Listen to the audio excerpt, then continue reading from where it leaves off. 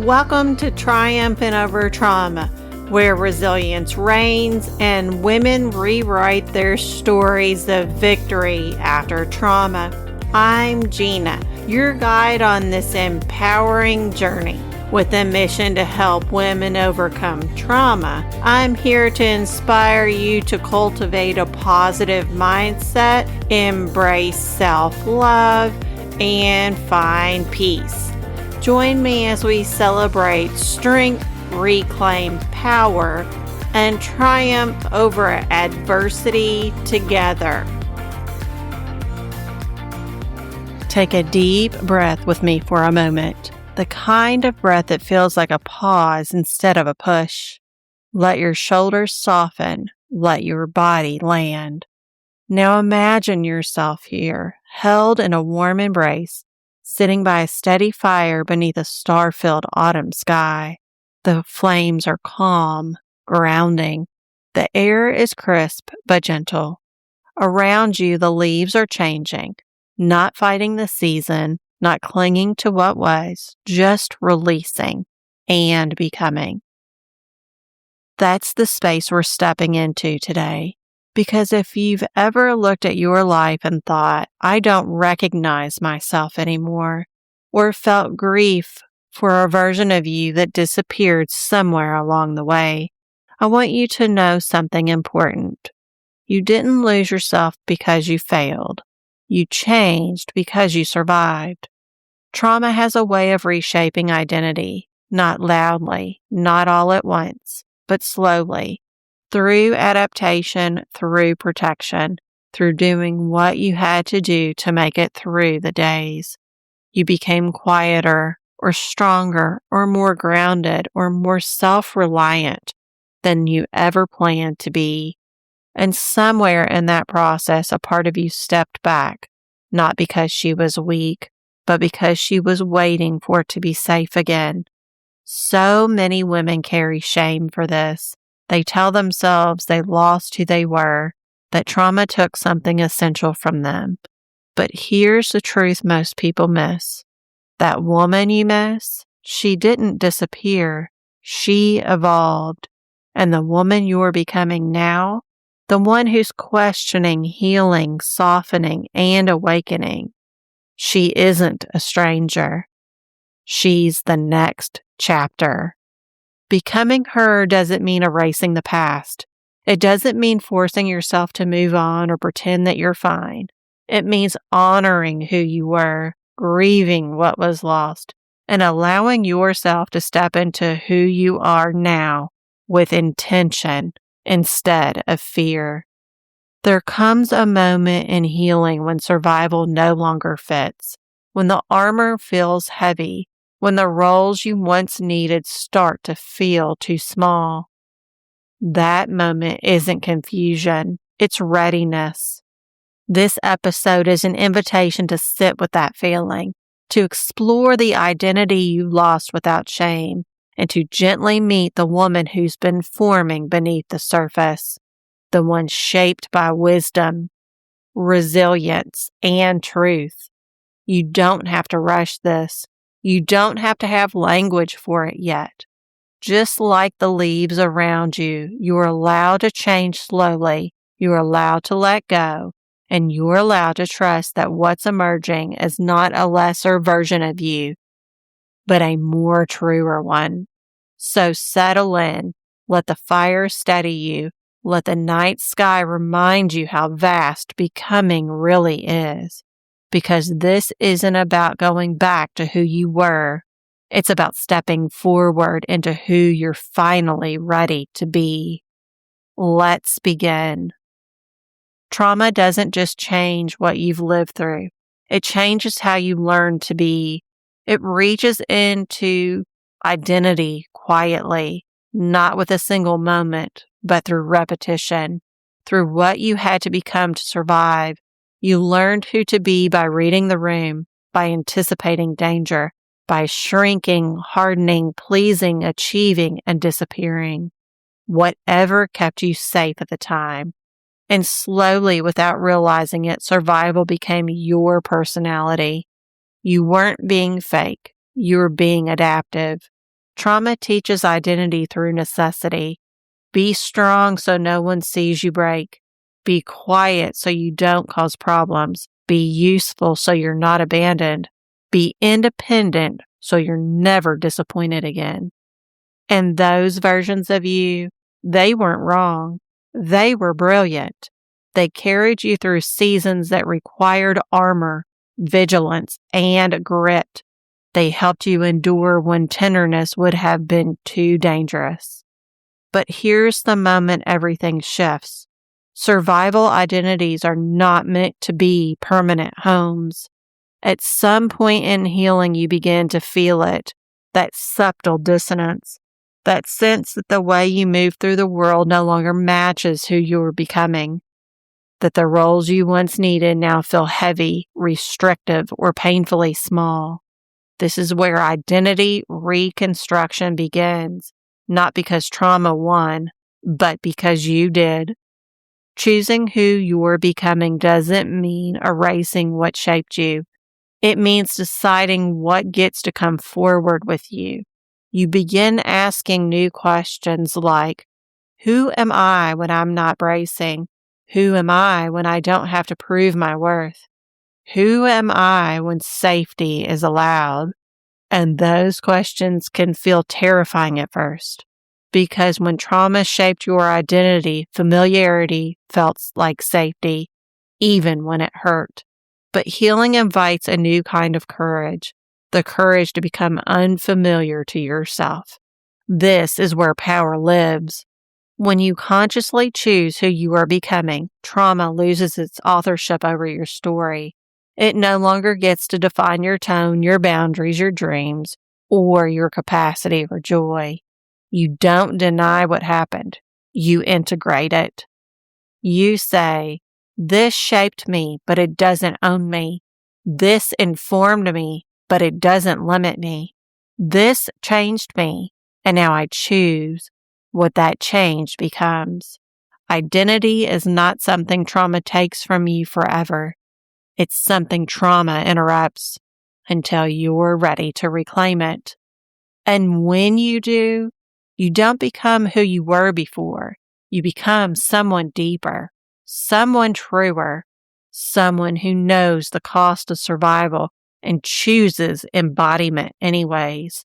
This is the moment you stop asking, what did trauma make me? And start asking, who am I choosing to be now? That question alone changes everything. So if trauma shaped who you had to be, and healing is inviting you to choose who you get to become, then the question isn't whether you'll change. It's how consciously you'll do it. Becoming her doesn't happen by accident. It doesn't come from waiting, forcing, or comparing yourself to someone else's timeline. And it certainly doesn't arrive all at once. It unfolds through intention, through awareness, through small, brave choices that say, I no longer live on autopilot. This next part of our conversation isn't about fixing yourself or reinventing your entire life overnight. It's about giving shape to what's already stirring inside you. It's about learning how to gently release the identities that kept you safe, so you can step into the ones that let you feel alive. What I'm about to share with you is a framework, not a rule book, a way to orient yourself when becoming feels tender, confusing, or overwhelming. This is the Becoming Her Identity Framework. 5 intentional steps to help you move from survival-based identity into embodied, self-led becoming. Take this slowly. Let what resonates stay with you. You don't need to rush your evolution. Let's begin. Step 1. Acknowledge the woman who had to be. Before you can become her, you must honor who you were forced to become. Trauma-shaped versions of you that were hyper-independent, hyper-aware, emotionally guarded, always strong for everyone else. These versions aren't mistakes. They were survival strategies. Here is a practice. Name the roles you stepped into to survive: the fixer, the pleaser, the protector, the one who never needed help. Thank them. They carried you through. Becoming her begins with respect, not rejection. Step number 2, grieve the identity you lost. Without shame. There's often quiet grief for the woman you were before trauma, the lighter, freer, softer version of you. Ignoring that grief keeps you stuck. Honoring it releases you. Here is a practice. Ask yourself, who was I before I learned to brace? What parts of me went quiet to stay safe? Let the sadness be real, without judgment. Grief is not regression, it's integration. Step number 3, identify the survival traits you're ready to release. Some traits once protected you, but now they limit you. Not everything you learn to be needs to come with you. Examples: over-functioning. 2, learning to receive. Emotional numbness. 2, allowing sensation. Constant vigilance. 2, practicing presence. Here is a practice. Finish this sentence. I no longer need to be blank to be safe. This step is about discernment, not self-criticism. Step number 4, define the woman you are becoming. Becoming her isn't vague, it's intentional. This version of you is shaped by wisdom, not fear. Ask yourself, how does she move through her day? What does she say yes and no to? What does safety look like in her body? Here is a practice. Choose 3 words that describe her energy. Examples: grounded, expressive, discerning. Let those words guide your decisions. Identity shifts when behavior aligns with values. Step number 5, embody her through small daily choices. Becoming isn't a leap, it's a rhythm. You don't wake up as her one day, you practice being her. Examples: you pause before over-explaining. You choose rest instead of proving. You speak one honest truth instead of performing. Here is a practice. Ask yourself daily, what would she choose here? Embodiment is where identity becomes real. When you move through these steps, something profound happens. You stop asking who you used to be. You stop apologizing for who you're becoming, and you stop letting trauma narrate your identity. You don't erase your past. You integrate it. You become a woman who knows who she is, what she needs, and what she no longer tolerates. This is becoming her, not someone new, but someone more true. Before we continue, I invite you to take a moment and pause with me. Wherever you are, let your body settle. Feel the surface beneath your supporting weight. Let your shoulders drop, unclench your jaw. Take a slow breath in through your nose and release it gently through your mouth. There's nothing you need to do right now, nothing to fix. Just allow yourself to arrive. Now imagine yourself once again sitting by that steady fire beneath a star-filled autumn sky. The flames glow softly, not demanding your attention, just warming you. The air is cool, clean, and calm. Around you, leaves falling quietly to the ground, making space for what's next. This place is safe. Now bringing your awareness inward. Notice the version of you who has carried so much. The woman who adapted. The woman who survived. The woman who learned how to stay strong, quiet, guarded, or self-sufficient when she had no other choice. See her clearly, without judgment, without shame. Place a hand over your heart and silently say, "Thank you. You did what you had to do." Now imagine that version of you gently stepping back, not disappearing, not being erased, but resting. Her work is complete. And as she steps back, notice another presence beginning to emerge. This is her, the woman you are becoming. She stands with ease instead of tension. Her breath moves freely. Her body feels grounded, not braced. Notice how she holds herself. Notice the calm confidence in her posture, the softness in her strength. She doesn't rush. She doesn't perform. She doesn't apologize for existing. She simply is. Now imagine stepping forward and merging with her. Feel her presence settle into your chest, your shoulders, your spine. Feel your feet root more firmly into the ground. Let your body memorize this sensation. This is what it feels like to live without shrinking. This is what it feels like to move from alignment instead of survival. This is what it feels like to trust who you are becoming. Silently repeat, I am allowed to change. I am allowed to grow beyond who I had to be. I choose who I become. Take one slow, deep breath in and let it go gently. When you're ready, bring your awareness back to the room. Feel your hands, your feet, your breath. And remember, becoming her isn't something you do once. It's something you return to again and again through presence and choice. She's not ahead of you. She's already here. As you come back from that space, as your body remembers what alignment feels like, I want you to notice something. That version of you just connected with, the one who stands grounded, self-led, and whole, she isn't imaginary.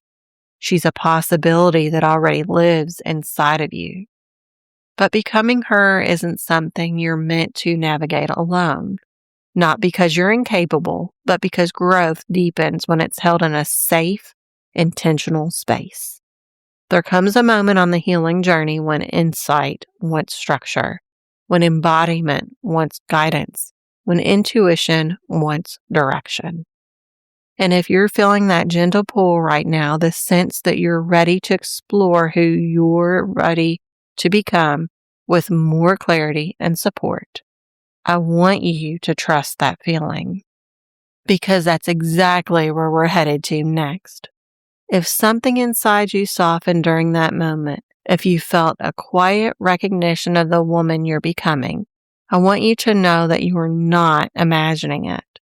That clarity is real. That pull is meaningful, and it deserves to be supported. Finding direction from within was created for women standing exactly where you are now.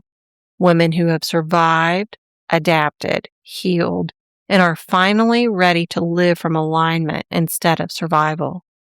This isn't about fixing yourself or rushing transformation. It's about creating a safe, intentional space where your identity can unfold without pressure, where your nervous system is honored, your story is respected, and your inner wisdom gets to lead instead of old survival patterns.